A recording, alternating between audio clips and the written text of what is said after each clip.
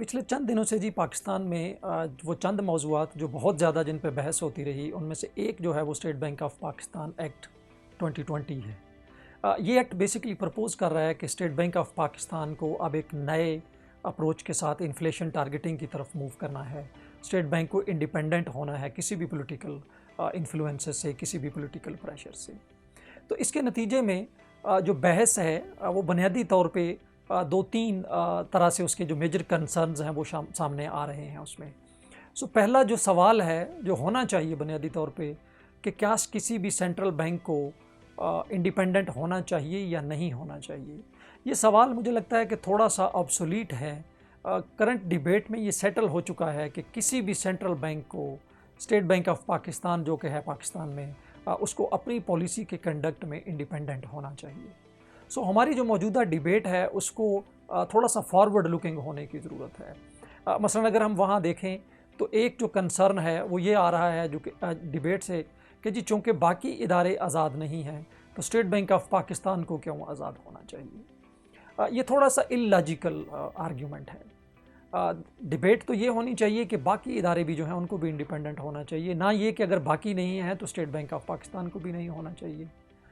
इसकी जो सपोर्ट में जो आर्ग्यूमेंट्स दिए जा रहे हैं वो उसमें थोड़ी सी फंडामेंटल इनकन्सिस्टेंसीज हैं। मसलन ये कहना कि चूँकि प्लानिंग कमीशन ऑफ पाकिस्तान आज़ाद नहीं है, आपका FBR उस तरह से इंडिपेंडेंट नहीं है, वो क्यों गवर्नमेंट के कंट्रोल में है, उसको भी इंडिपेंडेंट होना चाहिए बिल्कुल स्टेट बैंक ऑफ पाकिस्तान की तरह।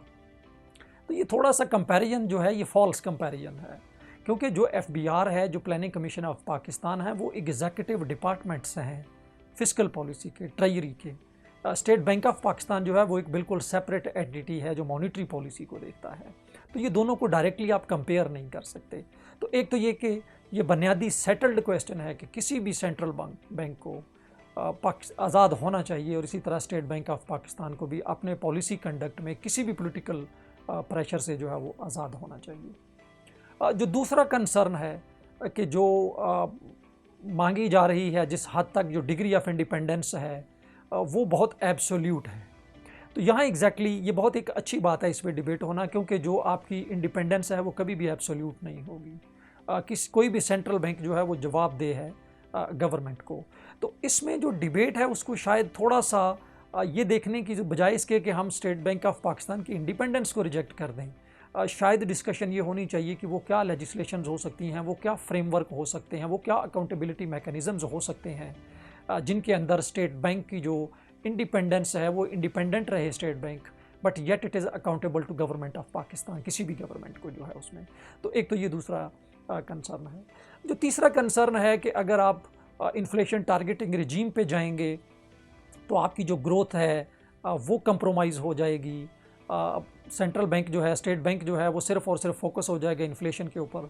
तो यहाँ पे दो बड़े अहम पॉइंट जो हैं वो रखे जा सकते हैं। एक तो पहला पॉइंट ये है कि अगर सेंट्रल बैंक इंडिपेंडेंस ही ग्रोथ को डिस्करेज करती है या ग्रोथ लॉस का वजह बन सकती है, तो पिछले 50 से 70 साल में हमारे पास state bank of Pakistan independent नहीं था।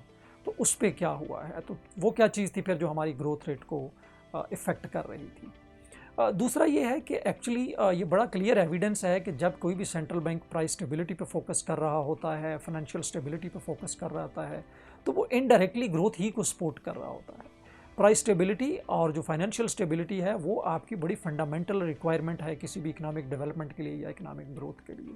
तो ये कहना कि सेंट्रल बैंक इंडिपेंडेंस जो है इन्फ्लेशन टारगेटिंग पे चूँकि जा रहे हैं तो वो आपकी ग्रोथ करेंगे, तो शायद इस पर थोड़ा सा फर्दर हमें डिबेट और डिस्कशन की ज़रूरत है इन ए फॉरवर्ड लुकिंग मैनर में। तीसरा ये आर्ग्यूमेंट कि चूँकि पिछले 10 साल में स्टेट बैंक ऑफ पाकिस्तान ने बहुत ज़्यादा अपने आप को असर्ट किया है तो शायद इस बिल की ज़रूरत नहीं थी। मुझे लगता है ये थोड़ा सा जो एविडेंस है वो इसको सपोर्ट नहीं करती। बहुत ज़्यादा दूर जाने की ज़रूरत नहीं। अगर आप 2018 में चले जाएँ, जुलाई 2018 में, तो सिर्फ क्या हुआ है कि स्टेट बैंक ऑफ पाकिस्तान के एक डिप्टी गवर्नर ने ये डिसाइड किया कि जो रुपया है उसकी अपनी जो वैल्यू है उसको मार्केट बेस पे एडजस्ट होना चाहिए, बट उसके नतीजे में उसको रिज़ाइन करना पड़ा। एक स्टेट बैंक गवर्नर को रिज़ाइन करना पड़ा। तो ये जो बड़ा क्लियर इंडिकेशन है फिस्कल डोमिनेंस की, ये बड़ा क्लियरली बताती है कि सेंट्रल बैंक इंडिपेंडेंट नहीं था, state bank of Pakistan independent नहीं था 2018 में अपनी जो जो उसकी पॉलिसी है उसको इंडिपेंडेंटली असर्ट करने में या इम्प्लीमेंट करने में। तो इस हवाले से तो मुझे लगता है कि जो डिबेट है नंबर एक तो उसको पॉजिटिव और फॉरवर्ड लुकिंग मैनर में जाने की ज़रूरत है कि स्टेट बैंक को तो इंडिपेंडेंट होना चाहिए, बट वो क्या फ्रेमवर्क हो सकता है कि वो अकाउंटेबल भी रहे, नंबर एक। जो दूसरी बड़ी अहम डायमेंशन है इसकी कि ये कंसर्न्स क्यों हुए, तो उसमें मुझे लगता है कि स्टेट बैंक और गवर्नमेंट ऑफ पाकिस्तान थोड़ा सा इसके रिस्पॉन्सिबल हैं। जो कंसर्न्स आ रहे हैं वो तरीक़ाकार है जिसकी बेस पे जितनी जल्दी से इस बिल को पेश किया गया।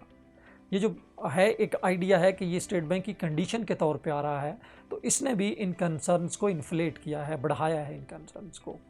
तो बेहतर होता कि इसके ऊपर एक बड़ी ओपन डिबेट हो चुकी होती पहले। ज़ाहिर है डिबेट अभी भी हो रही है, लेकिन ये ज़्यादा बेहतर अंदाज में डिबेट हो जाती अगर इस बिल को पेश करने से पहले इसके ऊपर एक ओपन डिस्कशन हो सकती, एक ब्रॉड बेस्ड डिस्कशन हो सकती। State bank, government, other stakeholders, academia, civil society, अगर ये पहले थोड़ी सी डिबेट हुई होती तो शायद इस एक्ट को बेहतर अंदाज में पेश किया जा सकता था और इस पे जो बहुत सारे जो कंसर्न्स अभी अराइज हो रहे हैं वो शायद ना हो पा रहे होते। जो तीसरी जो अहम बात है इसके अंदर कि इस तरमीम के अंदर क्या तब्दीलियों की ज़रूरत है, इस पे दो तीन एंगल से अगर हम देख सकें तो जो पहला है वो ये है कि स्टेट बैंक ने जो प्रपोज्ड ऑब्जेक्टिव्स इस तरमीमी एक्ट में आए हैं वो प्राइस स्टेबिलिटी पहला ऑब्जेक्टिव है, फाइनेंशियल स्टेबिलिटी आपका दूसरा ऑब्जेक्टिव्स है, और जो तीसरा टर्शरी ऑब्जेक्टिव जिसको कहा जा रहा है वो ये है कि इकोनॉमिक पॉलिसी को सपोर्ट करना। तो इस पे जो बहुत सारी डिबेट जो कंसर्न्स हैं वो शायद इसलिए हैं कि जो इन्फ्लेशन टारगेटिंग है वो पाकिस्तान जैसे मुल्कों में उसकी जो बुनियादी रिक्वायरमेंट्स हैं, जो बुनियादी ज़रूरियात हैं, वो फाइनेंशियल मार्केट डेवलप्ड हो, पाकिस्तान जैसे मुल्कों में जहाँ बहुत ज़्यादा सप्लाई साइड शॉक है इन्फ्लेशन को, वहाँ इनफॉर्मल मार्केट है, तो शायद इन्फ्लेशन टारगेटिंग जो है वो बहुत ज़्यादा इफेक्टिव नहीं होगी। तो इस पे ज़रूर डिबेट हो सकती है कि क्या स्टेट बैंक ऑफ पाकिस्तान को इंटीग्रेटेड इन्फ्लेशन टारगेटिंग पे ज़्यादा फोकस करना चाहिए बजाय इसके कि वो बिल्कुल जो स्टैंडर्ड मॉडल है इन्फ्लेशन टारगेटिंग का जो डेवलप्ड कंट्रीज़ में हुआ है उसमें। तो हमारी इस पे जो सजेशन है जो हम इस पे दे रहे हैं, फर्स्ट रिस्पॉन्स हमारा वो बेसिकली ये है कि जो इंटीग्रेटेड इन्फ्लेशन टारगेटिंग है वो शायद पाकिस्तान के लिए ज़्यादा सूटेबल है, और गिवन ये जो तीन ऑब्जेक्टिव्स दिए गए हैं तो लगता भी यही है कि ज़्यादा सूटेबल रहेगा कि अगर आप इंटीग्रेटेड इन्फ्लेशन टारगेटिंग की तरफ जाएं। ये थोड़ा सा मुख्तलिफ है स्टैंडर्ड इन्फ्लेशन टारगेटिंग से, क्योंकि यहाँ पे मॉनेटरी पॉलिसी सिर्फ और सिर्फ इन्फ्लेशन को या प्राइस स्टेबिलिटी को नहीं देख रही होती।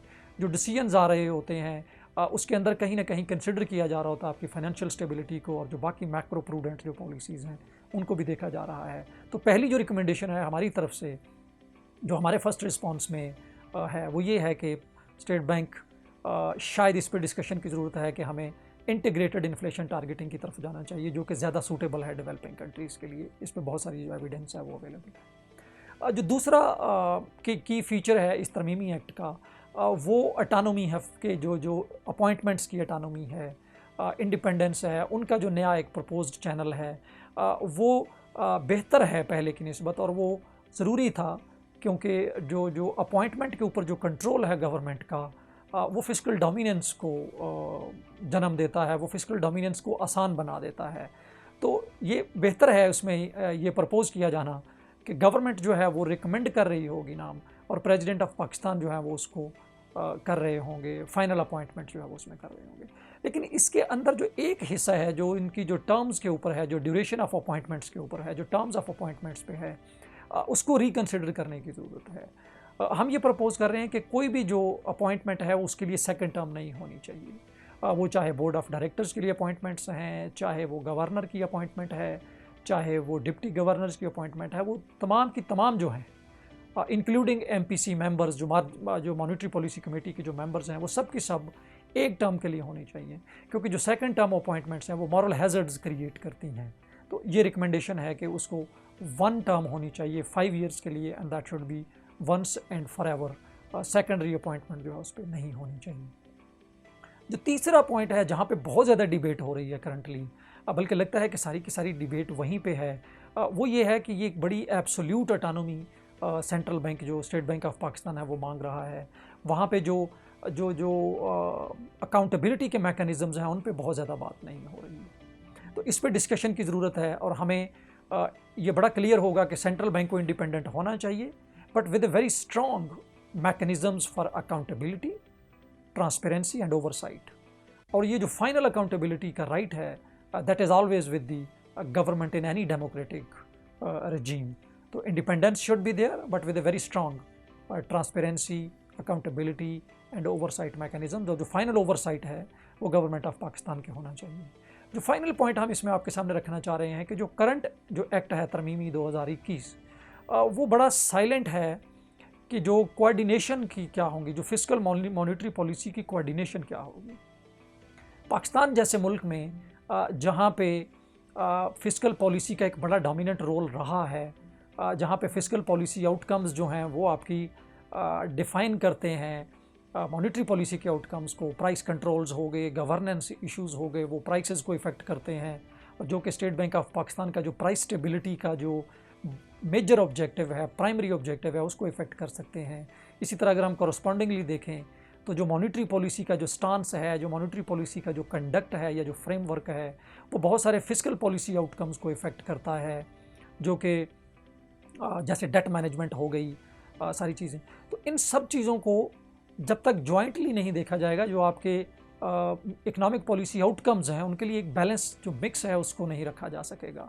तो इसके लिए हमारी ये प्रपोज़ल है कि जो इनफॉर्मल नहीं होने चाहिए जो कोऑर्डिनेशन के मैकेनिज़म्स हैं, वो बहुत स्ट्रांगली बड़े फॉर्मल मैकेनिज़म्स होने चाहिए, शॉर्ट टर्म के लिए भी जो डे टू डे मैटर्स को देख सकें, और लॉन्ग टर्म के लिए भी कोऑर्डिनेशन मैकेनिज़्म होने चाहिए जो इंश्योर करें कि जो पॉलिसी मिक्स है, मॉनेटरी और फिस्कल पॉलिसी जो मिक्स है वो बैलेंस्ड हो, ताकि जो ओवरऑल आपकी जो इकोनॉमिक परफॉर्मेंस है, जो इकोनॉमिक ऑब्जेक्टिव्स हैं जो जॉइंटली दोनों पॉलिसीज़ के हैं, उनको बेहतर अंदाज से अचीव किया जा सके।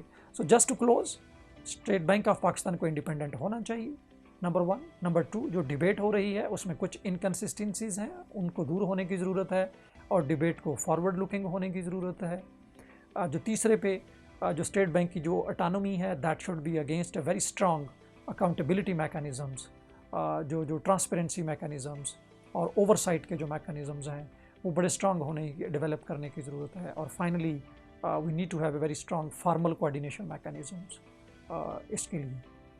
थैंक यू सो मच, बहुत शुक्रिया।